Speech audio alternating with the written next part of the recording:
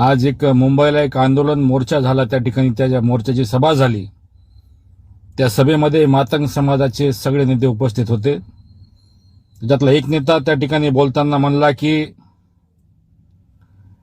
हे महाराष्ट्र फुले शाहू आंबेडकरांचं नाही, कोणी आम्हाला काही दिलं नाही, कोणी म्हणजे बाबासाहेबांना, हा महाराष्ट्र टिळकांचा अण्णा भाऊंचा आहे, असं त्या ठिकाणी ते भाडखाऊ माणूस बोललं।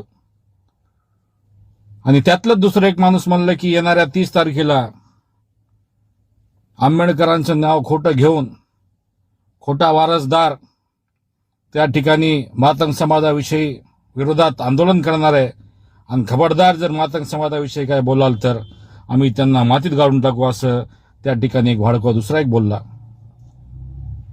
तर मला ह्या गद्दार लोकांविषयी तर काही बोलायचं नाही, कारण ह्यांना, तुम्हाला, आम्हाला आणि या सगळ्या महाराष्ट्राला, या देशाला माहित आहे की हा देश, हा महाराष्ट्रच नाही तर हा देश जे आज आहे ते बाबासाहेबांमुळे आहे, बाबासाहेबाच्या संविधानामुळे। आणि महाराष्ट्रात हे जे लोक जगायलेत ते फक्त बाबासाहेबांमुळे जगायलेत, नाही तर यायचं काही खरं नव्हतं। बाबासाहेबांना सन्मानानं यायला अनुसूचित जातीमध्ये घेतलं, आरक्षण दिलं, अॅट्रॉसिटीच्या मार्फत संरक्षण दिलं, आणि हे आज लोक गद्दार होऊन बाबासाहेबाबद्दल बोलायला लागलेत।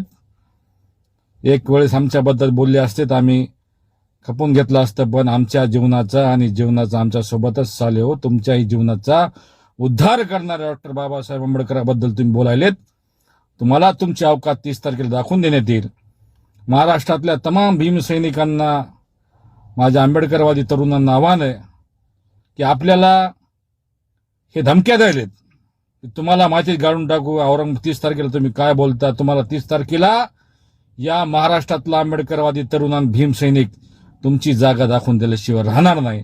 सर्व भीमसैनिकांना, माझ्या आंबेडकरवादी तरुणांना माझं आव्हान आहे की येणाऱ्या 30 तारखेला आनंदराज आंबेडकर साहेबांच्या नेतृत्वामध्ये होणाऱ्या आरक्षण उपवर्गीकरणाच्या आंदोलनामध्ये पूर्ण ताकदीनं त्या ठिकाणी उपस्थित राहावं, आणि या गद्दार लोकाला, या चिल्लर लोकाला याची अवकात दाखवून द्यावी। जय भीम।